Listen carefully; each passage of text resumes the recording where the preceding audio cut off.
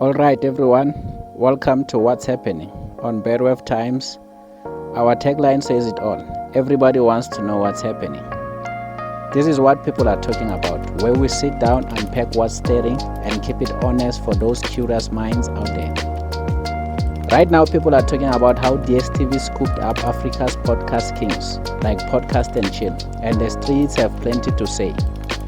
We are going to dig into this, read what folks are posting on X, and break it down slowly. This isn't just a social commentary. It's a real conversation. Let's get started.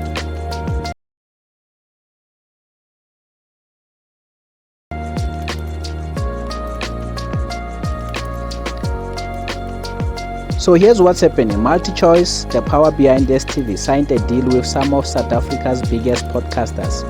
Podcast and Chill with MacG and Sol Penduga, Against the Wall with Skim GP, Aqua Dates with Sizwe, Joseph Dari, People Need Comedy with Mpopops, Spreading Humors, Open Chats, Podcast, and Piano Pulse. They are calling it a revolutionary move, internet kids meeting TV to make it great again. Sounds like a bold play, doesn't it? But hold on, it's not a win, it's a robbery of black creators. Slik Talk put it out there. This podcast won't survive on DStv.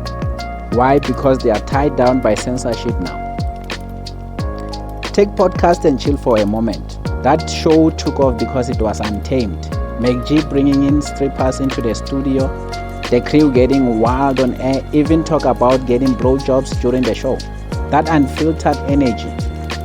That's what built their audience from the start. Now they've locked into this MultiChoice deal. It's like you've traded your free speech for a script. But here's the thing, this isn't new for them. Back in the day, Podcast and Chill had a deal with Old Mutual. Then MacG and Sol Penduga got into hot water with the LGBTQ plus community over some ugly transphobic comments. They were laughing about public figures dating trans women, throwing around terms like she-males and worse. The backlash hit hard. Old Mutual dropped them fast, saying, "We respect everyone's rights and distance ourselves from this harm." Amstel Lager and Studio 88 walked away too. So when we call this DStv deal a robbery or even hypocritical, we are not just throwing shade, we are pointing to a pattern. Let's hear what people are saying on X about this DStv move. One user wrote something like this: "This deal is a big paycheck, no doubt, but it's not killing the podcast. DStv trying to stay relevant." Another was more skeptical. Would DStv even look at these creators if they didn't already have a following? "This is going to fall apart soon," someone said. TV is a sinking ship. People watch online. Then there is Ed Bungani TJ asking, "Are these podcasts stuck following BCCSA rules now, or will DStv just mute the parts that don't fit?" Meanwhile, Ed got Penuel, who's not in the deal, gave props. "Big congrats to the Podcast and Chill team. This is huge. They are setting trends and making history." But an ex-user replied, "Thought MacG would shout you and DJ's Boo out, especially after seeing you on JJ Tabani Anchor Show. Guess you are more a competition than a friend." That's a twist. Turns out MacG approached DStv, not the other way around. Others like Apiwe Mame said they should have invested in Poppy's channel, and Salotife added, "Engineer your life deserves a spot. It's clean and sharp." Some even pushed for wisdom and wellness. So opinions are split. Some cheer the creators, others see a flop coming. Now here's something that stands out to us. Somewhere somehow we feel Penuel from the Penuel Show, also known as Convo, and Sizwe Welsh from SMWX podcast should have been part of this deal.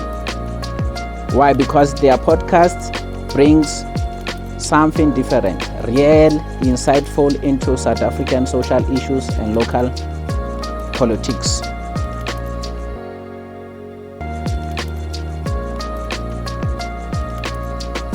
They are not just entertaining, they are informing, breaking things down in ways that make you think hard about what's happening around us. Podcast and Chill has its lane, wild, unfiltered, chaotic, but Penuel and Sizwe, They are offering substance, tackling the kind of conversation that hit deeper: inequality, power, the state of the nation. If DStv want to blend internet and TV with real impact, those two would have been the peaks to elevate this. Instead, they went for the loudest voices, not the sharpest minds. That's a myth worth talking about. What do you think? Drop your take in the comments below.